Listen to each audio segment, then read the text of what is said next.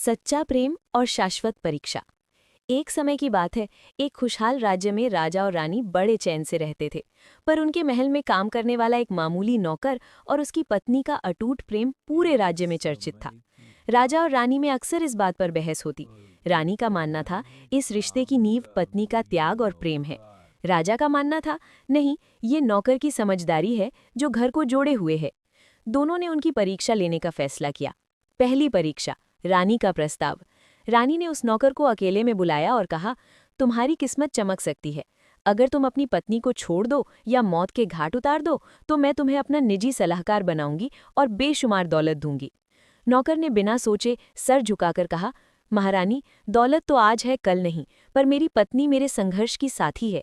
उसके बिना ये महल भी मेरे लिए शमशान होगा। रानी हार गई। दूसरी परीक्षा, राजा का षड्यंत्र। अब राजा की बारी थी। उसने नौकर की पत्नी को बुलाया और लालच दिया, अगर तुम अपने पति को रास्ते से हटा दो तो मैं तुम्हें राज्य की अगली रानी बनाऊंगा। लालच इंसान की अक्ल पर पर्दा डाल देता है। पत्नी ने हाँ कर दी।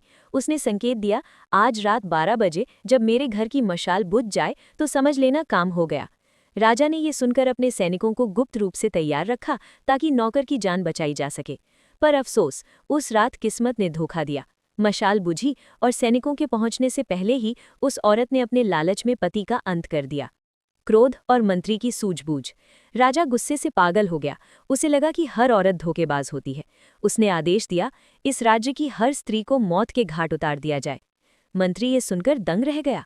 वो अपने बुजुर्ग पिता, जो पुराने राजा के मंत्री थे, के पास सलाह लेने गया।